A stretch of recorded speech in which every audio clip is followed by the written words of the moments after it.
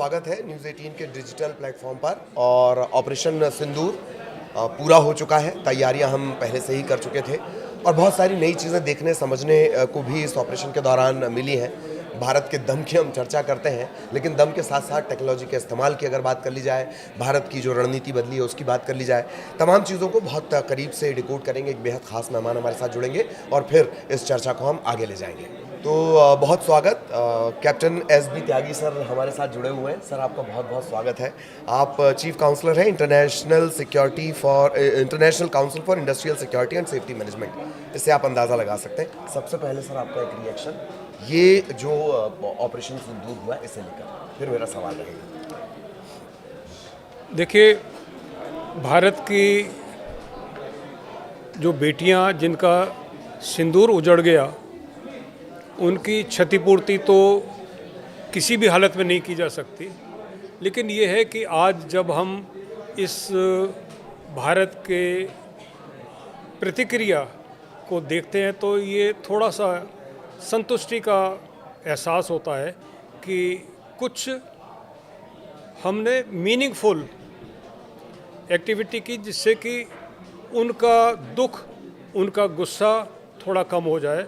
भारत के नागरिक बड़े रोष में थे, बड़े क्रोध में थे, प्रतिशोध लेने की बातें चल रही थीं।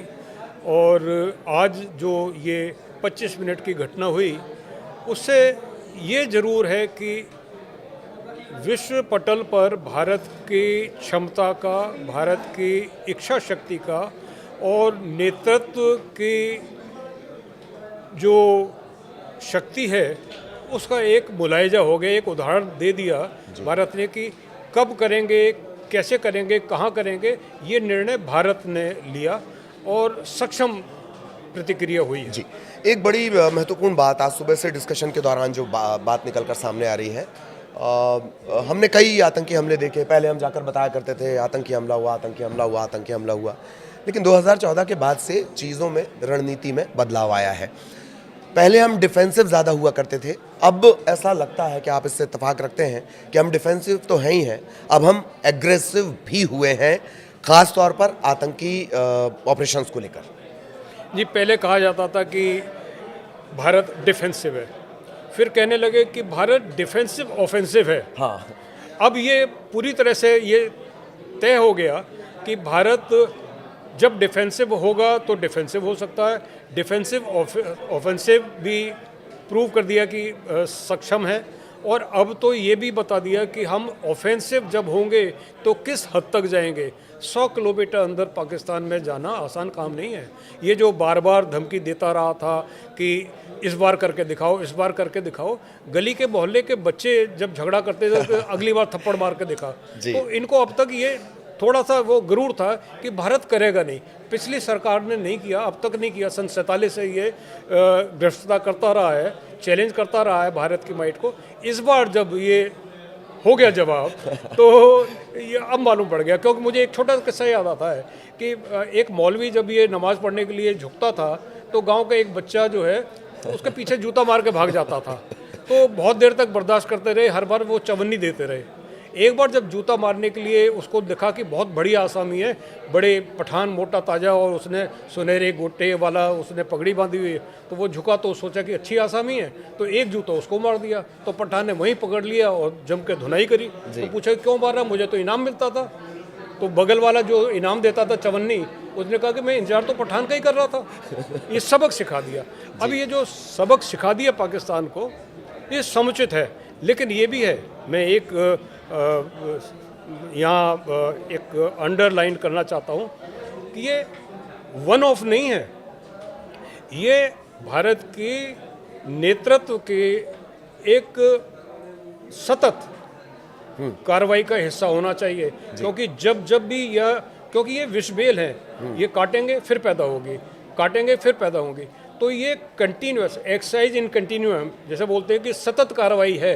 जब भी मौका है तो ऐसा हो, बिल्कुल हो जाना चाहिए, तत्काल हो जाना चाहिए। और बहुत बेहतरीन एग्जाम्पल, ऐसा ही मैंने एक बार एक एग्जाम्पल भी कोट किया था कि एक लकड़ी नुमा यंत्र होता है, अब तो वॉशिंग मशीन चलने लगी, लेकिन मैंने जिक्र किया था कि मैले कपड़ों को मुंगरी से कूट कूट कर धोया करती थी माँ। और उसी तरह की कुछ कुटाई हो गई। खैर वापस आते हैं, आपने अभी जिक्र किया सर 25 मिनट में 9 जगह पर टारगेट करना।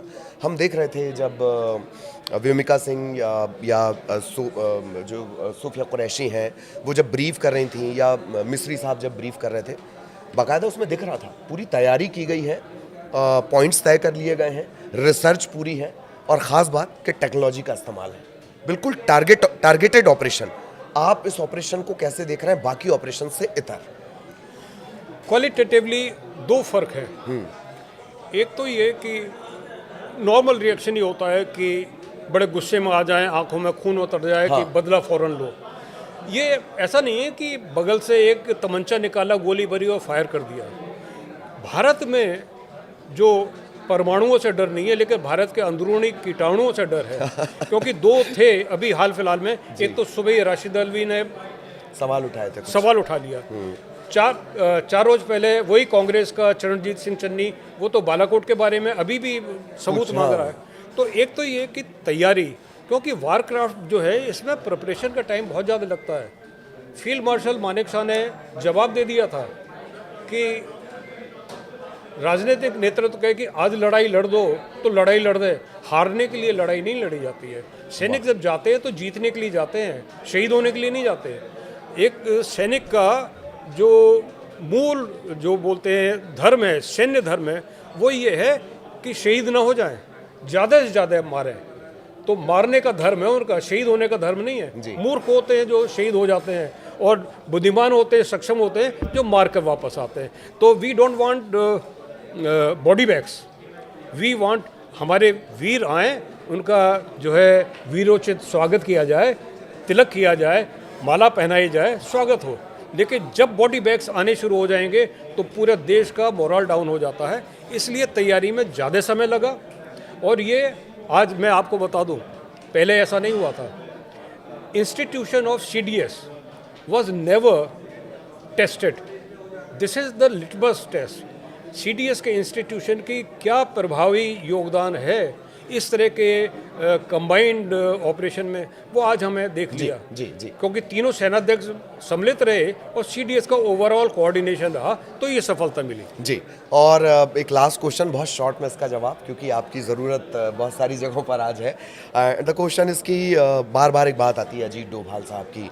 मैं अभी संयोग से उनके बारे में कुछ पढ़ना हुआ, थल्ला सेरी से लेकर और यहाँ तक मिस्टर डोभाल ने जो किया है, उन्हें आप कैसे देखेंगे? वो हर ऑपरेशन में बिल्कुल इसी तरह से काम करते हैं, नज़र नहीं आएंगे पर ऑपरेशन सारा हो जाएगा। जी, जब ये विवेकानंद इंटरनेशनल फाउंडेशन के अध्यक्ष थे, रेगुलर बेसिस पे इनसे मुलाकात होती थी, और मैं जानता हूँ व्यक्तिगत रूप से ये चाणक्य के